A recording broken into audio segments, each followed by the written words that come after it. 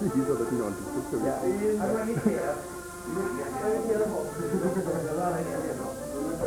And for the good one, I don't know.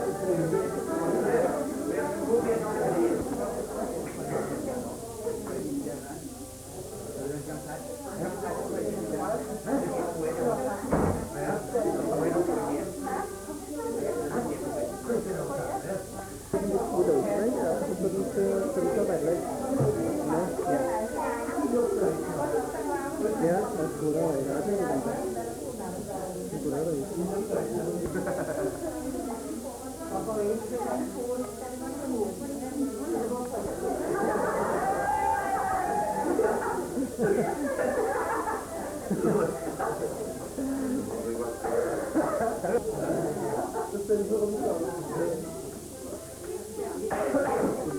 think c'est dans les rangs, we can do it on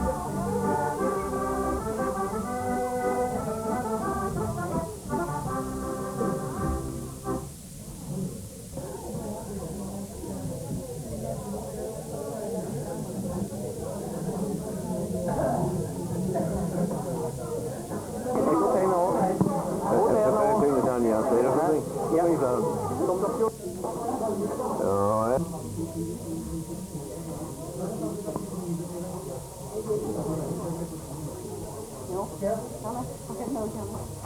I am a rambling hero, by love I am ensnared. Sure it's down by the town of Middle Street, there dwells a comely maid. She is fairer than Diana bright, she is free from earthly pride. And this lovely maid, her dwelling place, lies down by the Tanyard side. Her golden hair in ringlets rare hangs down her snow-white neck. The killing glance of her eyes would save a ship from wreck. Her cheeks like two red roses, and her teeth of an ivory white. She'd make a man become her slave down by the Tanyard side. I stood in meditation, I viewed her o'er and o'er. Now I thought she was an angel descended down so low. She says, kind sir, I'm a country girl, she modestly replied, and I daily labored for my bread down by the Tanyard side. For 12 long months we courted, till at length we did agree, and to acquaint her parents, and it's married we then would be. Until our crew, her father, sure to me he proved unkind, which makes me sail across the men and leave my true love behind. Farewell, my aged parents, and to you I bid adieu.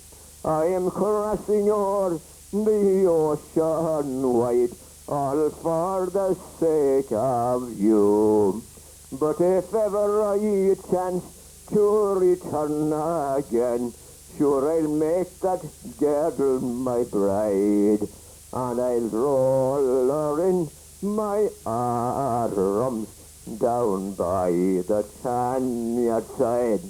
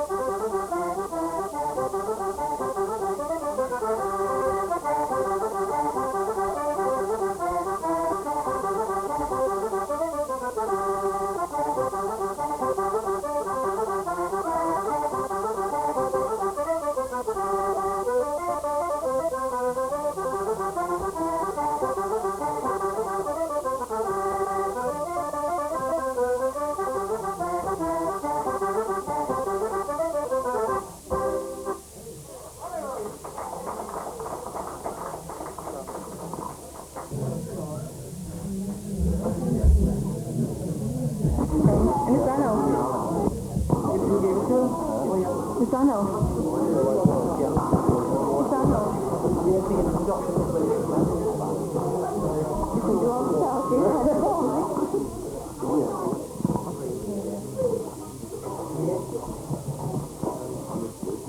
Don't get my shoes. Good evening and welcome.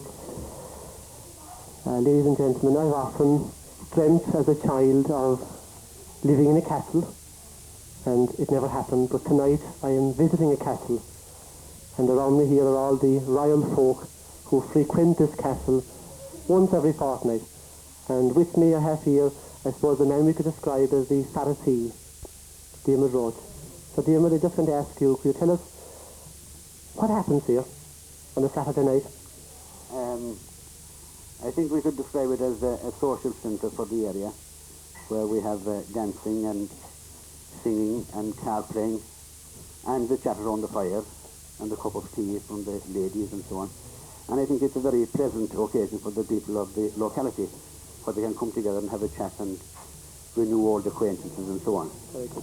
Thanks, Diarmuid. Maybe we'll just move now for a moment to another man here beside me, John Kelleher. John, I think you could tell us something about the history of the castle. Why is it called the castle? I've been dancers of the last 60 and 70 years, and in great lesson and entertaining. Every kind of session that we come there. There was a girl here by the name of the Queen, they called. They were coming from all quarters to see her, from nearly all over the world. And they would come out here from Cork City. There was people up here from the Munster Hotel in Cork City, and they would come up here, and we tried to entertain them the best way we could. She was an attraction. Oh, very attraction, of course. Very good looking. Oh, no, mine good looking, friend. That's the way she was called the Queen. Ah, yes, yes.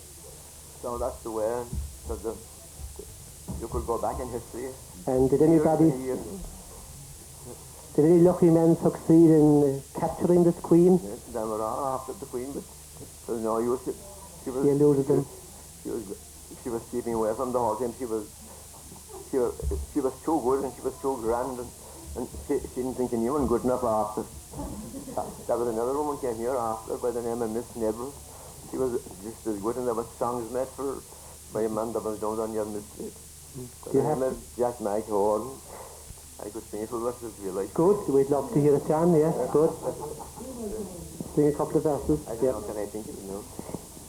One pleasant evening, for a recreation, I chanced to stray off to a ball, for to meet some friends and kind relations in that noble mansion in famed Glantan.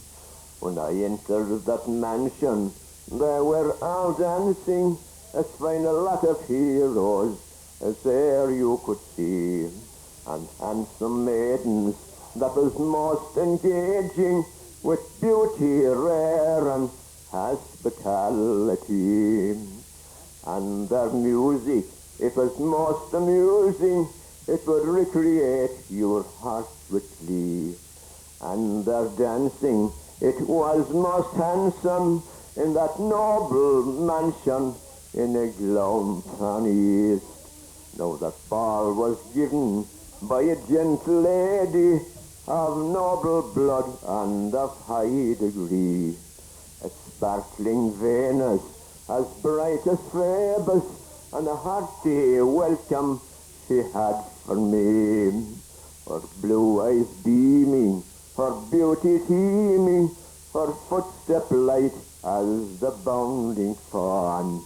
She appeared like Venus, or a star of air in that noble stature of famed Glantan.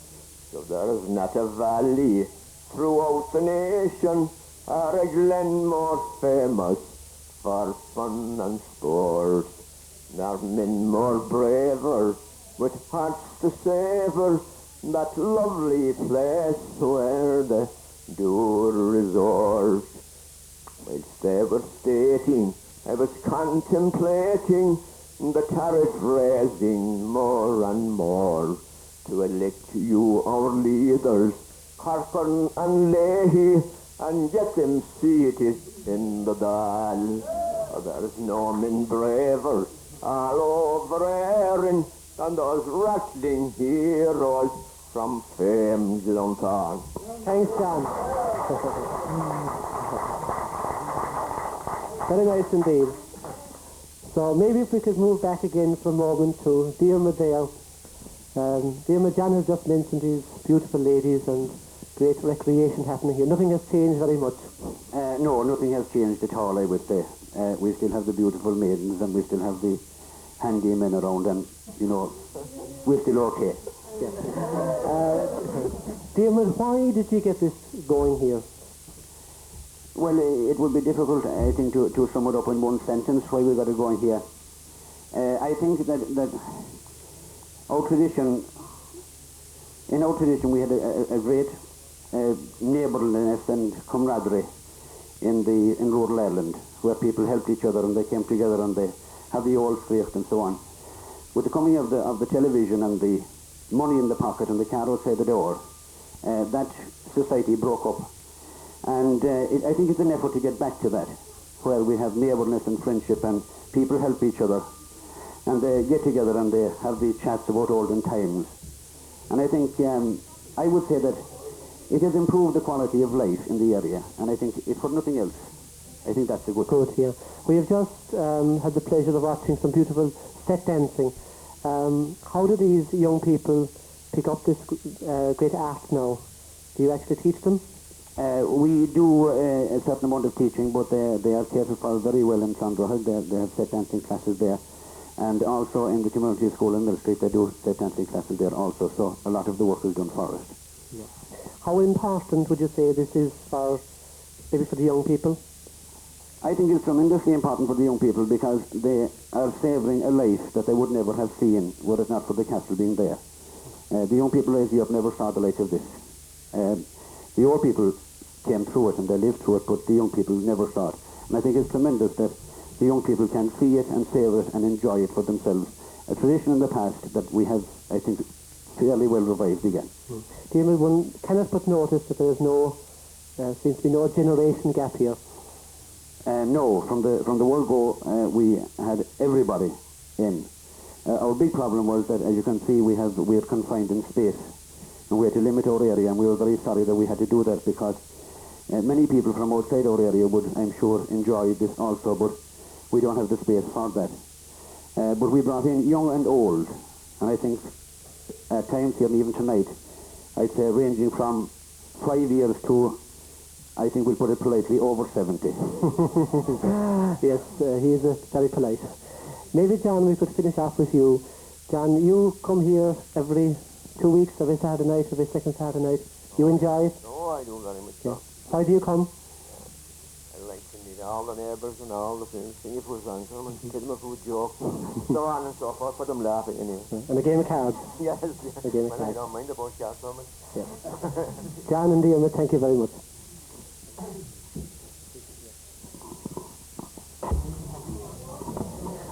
To ensure the smooth running of the castle, I'm informed that there's actually a committee involved in keeping it going. So I have with me now Tim and Patcho. So Tim, maybe we just start with you, and when did you actually get going here? Well, Father, I'd say we started roughly about 4 years ago, and we didn't actually know what we would let ourselves in for, but judging by the crowds we have here tonight, you can see that we went from success to success. Normally, would you have about how many people? Well, I'd say you could say roughly from about an average of 60. And that's young, old, and That's a mixture of young and old. And Patcho, maybe we just turn to you for a minute. Was there any particular, or maybe just ask a different question, why did you actually end up inside in this castle? I was very happy to be at the social in your front. We searched around a lot, I was very happy with social, and we ended up here in your life, so it's a very social place indeed, so we're pleased to have it, right? And this was actually a disused farmhouse. That's right, it was very dry. We did a fair bit of repair to it, all right, so it just turned out very well indeed for us, So. Yeah. What kind, maybe some Tim for a moment, what kind of problems did you come up with in trying to make the space suitable for the kind of events that happen here on a Saturday night? Well, first of all, Father, when we took over this place, we had many problems. Our first problem would be the chimney, which was not drafting very well. The floors were not suitable for dancing. They were broken and cracked and damp. And we started first of all, and we put in a new chimney from start to finish. We threw out the floors and put in new floors. We painted the place and did many more little jobs, and it turned out very well. This was all done voluntary? All voluntary work indeed, yes. Yeah. And when it came to actually trying to get insurance for this kind of a gathering, did you have any particular problems? Yes, we had. We got into many problems, but problems we got over. But when we approached the insurance companies, they, we seemed to be having new adventure, something they quite didn't expect or didn't have before. But those problems we got over in time. Fine. Maybe we now will just turn to some of the younger people or representatives of the younger people who come here and seem to enjoy themselves. So maybe just turn to Sheila for a moment. Sheila, you're one of the teenagers who come here. Why do you come here on a Saturday night? I come here for the dancing and the cutting dinner, the favours. You enjoy it? I do, and it's an opportunity to meet all the friends and neighbours around. And when you came here first, were you actually able to set dance and so on? Not particularly well, since I learned when I was doing dance. Yeah, very good. Tim, maybe you could, do you enjoy coming here? Yeah.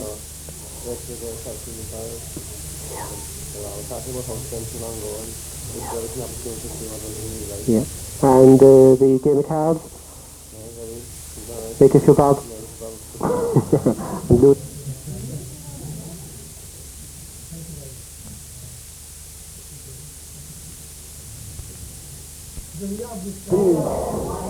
I remember it, but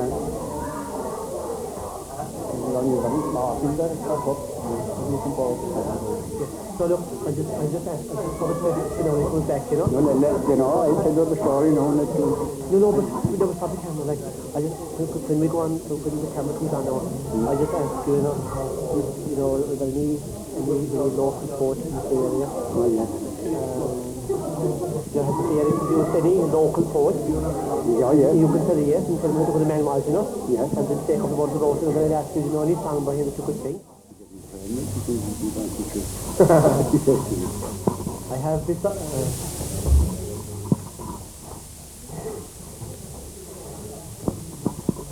I have beside me here now John O'Connell, who knows quite a lot about the traditions and the folklore of this area. John, can you tell me, were there any great local poets in this area that you know of? There was. A man called George Curtin. George Curtin. His proper name was Michael Flynn. And Nathan, Ministry. And he composed a lot of songs. did he live all his life around Mill Street? Around the city, back around Mr. Ryan. And the only very small thing that had cropped up when he composed a terrible song about it. And is it long since he lived here? He died in 1928. Can you think of any one of his songs that you would... Well, I have a few of them, all right, but You might sing one for us? you have to think of them. You'll think of a verse or two anyway, I think, will you? And So we'll give you the microphone to Ron. right.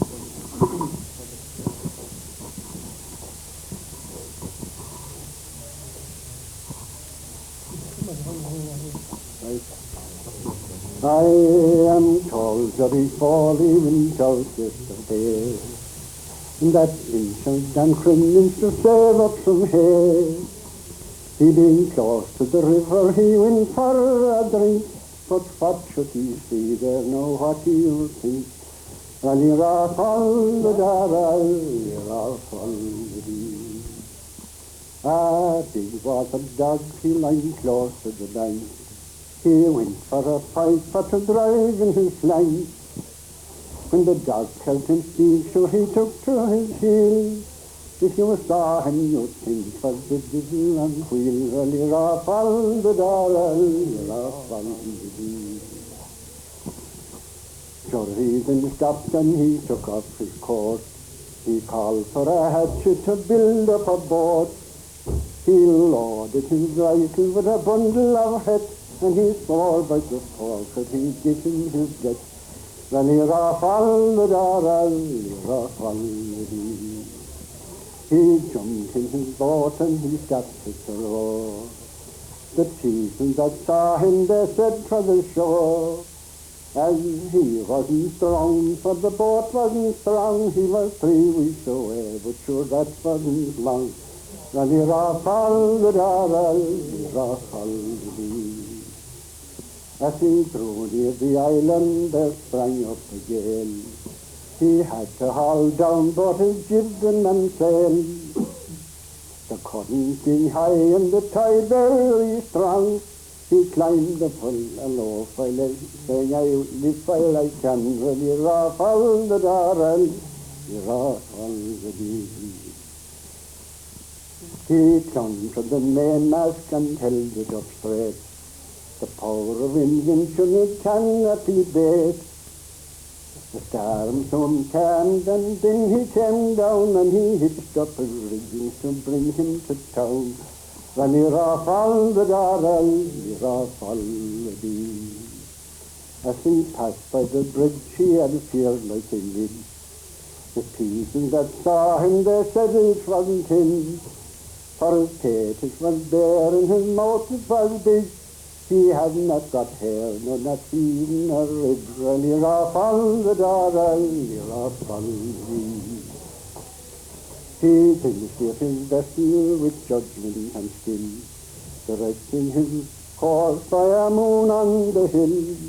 He laboured on bravely for saving his life, for himself and that woman named John, that his voice. Rally rafal the darrell, rafal the dee. At Carrigafuka he hit a big rock. The cloud that he gave it gave him a shock. The boards had been rotten and run to decay. The ticket got back to the bottom away. Rally rafal the darrell, rafal the dee. When he found he was shipwrecked, he stopped at a ball. You'd hear him 10 miles if you'd hear him at all. He swore if he'd catch him, he'd bring him to grief. The glooming old scoundrel, the rascal and thief. Rally rafal the darrell, rafal the dee. There did the big Becky come into Kinsale. The captain he heard this wonderful tale. He came to see Gurry that very same night. When he saw him, he surely laughed with delight. Rally rafal the darrell, rafal the dee. He offered him silver, he offered him gold. He offered him numberless things, I am told. He offered him land and a mansion quite free, if he'd only consent to go with him to see. Rally rafal the darrell, rafal the dee. Johnny is a man who is easy and quiet. He looked at the captain and bade him good night, saying, the last time I sailed in that boat of my own, I went near going to hell, up to heaven from John. Rally rafal the darrell, rafal the dee. Now the captain, his temper he tried to control. He didn't say much, but he said, "Upon my soul, I came here for you all the way from Kinsale, and allow me to tell you, I'm not going to sail. Rally rafal the darrell, rafal the dee." John then got cross and she stopped at his call. As you know, she is wicked and terrible boy. She finished in Irish, a crotter mushkiel, to use it to water. Thank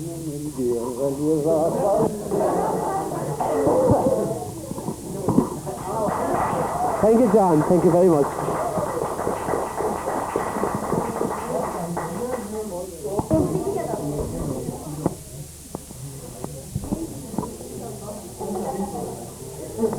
Now I've got two very lovely young people here beside me, Brendan and Sinead. Is Santi going to come? Yeah. When's he going to come, Sinead? Christmas night. You're coming Christmas night. Did you write to him? Yeah. Did you write, Brendan? Yeah. And what did you say in the letter? He sent me a letter back first. Did he send you a letter too? Yeah. And what did he say to you? Did he say he'd come at Christmas? Yeah. And what's he going to bring you? I don't know. You don't know yet. A surprise, is it? Yeah. That's the best, isn't it? Yeah. And what's he going to bring Sinead? A bike. A bicycle, is it? Yeah. Did you write to him for it? Yeah. That's great. And how is he going to come? How will Santi travel right now? His reindeers. Reindeers? Oh, I see. And when he comes, how will he come into your house? Down the He chimney. come down the chimney. Oh, I see. So you have to... Outside, he put the ties outside the door. Oh, he'll leave the ties outside the door. He won't come in at all. No. I thought he'd come down the chimney. Did you? Does he come down your chimney? Yeah. Oh, I see. And will you meet him? I don't know. You mightn't meet him at all, will you? Will you give him the tea? I don't know if I see him. You'll see me, will you? Will he come to party here? Will you wait up to see him? Yeah. Will you, Sinead? Yeah. You wait. Okay. Can I sing you something? What song do you know? Huh? What song do you know, Brendan? Huh? Any little song for us? Huh? What song do you know? Huh? Sinead, do you know some little song? Do you know some little song, Brendan? Yeah, I do, but I'm thinking. You're thinking, goodbye. Yeah. Yeah. Start it anyway. What's the beginning? What's the first few words? Jesus. Goodbye. After you go, you'll the first word anyway. Very good.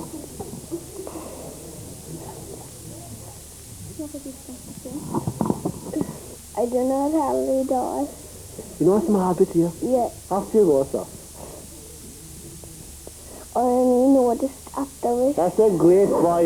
Will you give us the start of it, so will you? You'll give us the start of it, of course. Right. 1, 2, 3. Jesus is with us to thee. Sing a song. Sing a song of joy. He loves us. He shows us the way. Sing a song. Sing a song of joy. Goodbye. Very good. Now, do you want to wish Santi a happy Christmas? Yeah. What do you say to him? Together?